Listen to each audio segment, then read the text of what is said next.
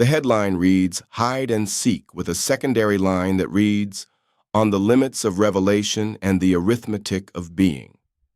Brothers and sisters in thought, children of wonder, elders of silence, and seekers of the invisible, let us begin. The fragment before us is not merely a rule of a game. It is a law of motion, a revelation wrapped in the soft cloth of childhood.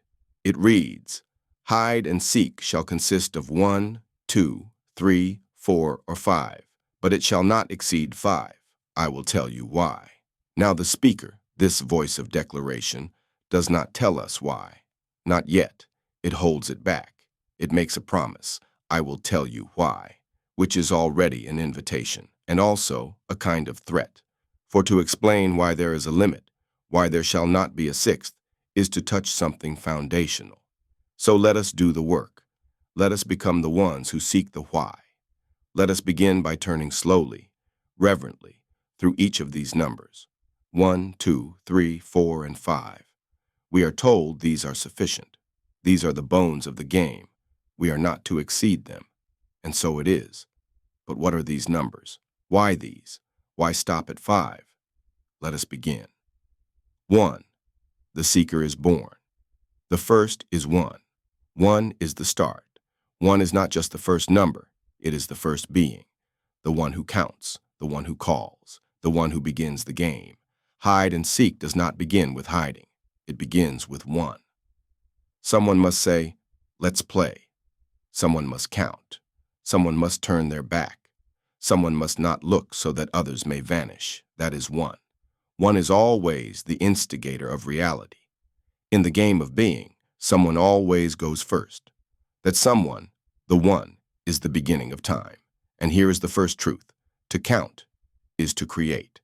The one who counts to 5 is not waiting for the game to begin. They are building the world in which the game takes place, and that one who counts must also one day become the seeker. You see, to count is to hide yourself. You bury your eyes in your arm. You recite the sacred numerals like a chant. You turn from the world so the world may scatter. To seek, then, is to return to it, to open the eyes again, but only after the numbers are spoken. So 1 is not only the beginning, 1 is also the seeker, and the game of hide and seek is not child's play. It is liturgy. 2. The game requires another, but 1 alone is not enough. 1 alone cannot play. 2 is the first other, the first contrast, the first soul, not yourself. In 2, the game begins in earnest. You see, hiding only makes sense if someone else might come looking. To have a 2 is to have tension. To have a 2 is to invite risk. To have a 2 is to suggest loss. For what if the seeker cannot find the hider? There's the fear, I might not be found. And the other fear, what if I cannot find them? And both fears are sacred. They are ancient. 2 is relationship, but not yet community. 2 is the face in the mirror, the one who might turn against you or toward you. You do not know, and so you play. Do you see now? The game is not arbitrary. It mirrors the cosmos. It mirrors the heart. 2 introduces separation, but also possibility. 3. The pattern reveals itself. 3 is where meaning begins to spiral. 1 is point. 2 is line. 3 is shape. With 3, the dynamic becomes real, no longer binary. Now it triangulates. It flows. In a game of 3, you can have betrayal. You can have alliance. You can have balance. In 3, time loops. Games begin to echo prior games. A child remembers being the one, then the other, and now something new. They must play the seeker, but also watch the others collude, laugh, vanish behind trees together. 3 is the beginning of politics, of myth, of morality, and 3 is also the first time the seeker becomes truly lost. For in 3, the hiders may move as a pair. They may trick the seeker. They may become, together, a ghost. So the seeker must sharpen, must become something more than innocent. The seeker must learn to listen. 3 introduces cunning, and so the game changes. 4. The weight of the world. 4 is heavy. With 4, something happens. There are enough players now to form factions, to hide in teams, to delay the game with disputes, with argument, with laughter, with waiting.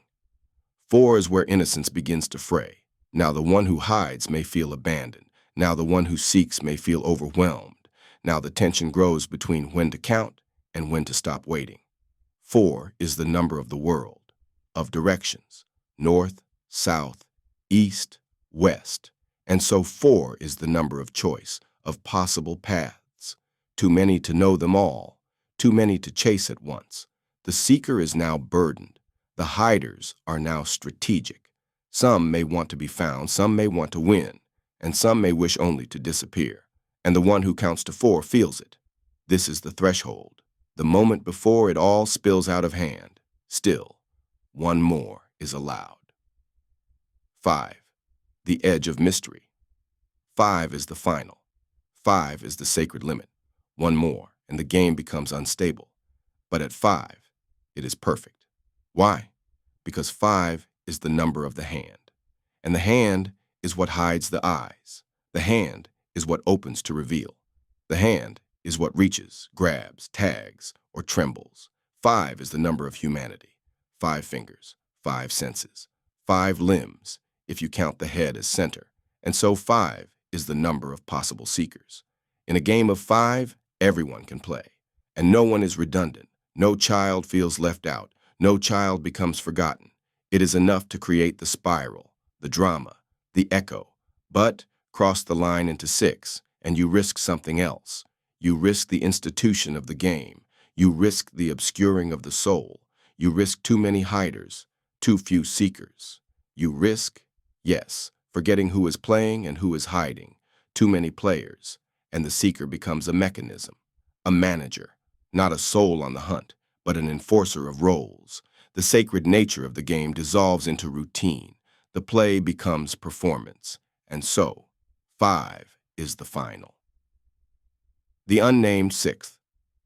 Let us speak of it anyway, for what is forbidden is also most tempting. What happens when we break the rule? What happens when we bring in the 6th? The 6th is anonymity. It is the player no one invited, the one who slips in at the edge, the shadow behind the tree no one remembers calling. 6 is where the game turns ghostly. For with 6, there is always one child hiding whom no one seeks. And worse, perhaps, a child who seeks and does not know why. The 6th is not evil, but it is excess. It is surplus reality. It breaks the form. It calls for something else, a new rule, a bigger space, a longer count, a different kind of game. And that, my friends, is why the game of hide and seek must not exceed 5. Because beyond 5, the number is not just greater, it is different. It bends the nature of the game. And what of the counting? Notice something else, the numbers themselves. 1, 2, 3, 4, 5. This is not merely a list, it is a rhythm, a spell. These numbers are not recited casually. They are chanted, spoken aloud, sung. 1, 2, 3, 4, 5. Often slowly, sometimes quickly, sometimes with eyes closed, back turned, breath held. Each count is a pulse, a call to the hidden. Each number is a summon to the veil. You think it is the hiding that matters? No, it is the counting. To count is to call time into being. To count is to draw the curtain. To count is to enter the liminal. A child crouched behind a tree is waiting for the number to end. The number is the sacred barrier between concealment and discovery. And so, to exceed the count, to go to 6, 7, 8, is to delay revelation beyond the proper moment. Too short a count, and the hiders are unready. Too long, and the seeker loses the thread. 5 is just enough. 5 is the sacred breath, the space between pulse and pursuit. Why this matters? You may say, but philosopher, this is only a child's game. To which I say, no game is only a game. To hide is a primal urge. To seek is a holy task. To be found is a moment of resurrection.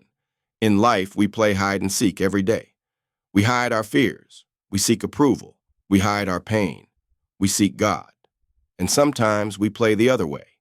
We hide from God, and God comes seeking.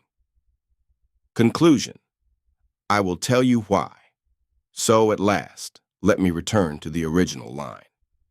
Hide and seek shall consist of 1, 2, 3, 4, or 5, but it shall not exceed 5. I will tell you why. I have told you why. Because at 5, the game is whole. 1 to count, 1 to hide in plain sight, 1 to disappear completely, 1 to faint and then reveal, and 1 to bend the rules just enough to keep the game alive. At 5, the stage is full. The tale is complete. The circle is drawn. At 6, it becomes something else, something darker, something larger, something less human. That is why. Now go, and remember, whoever counts to 5 is not just starting a game. They are declaring a law. They are shaping a world. They are drawing a line between the visible and the hidden, between the player and the ghost, between what is sought and what is lost. So take care when you count. Take care when you hide. And above all, take care when you seek. For not every hidden thing wants to be found, and not every player you chase was ever part of the game.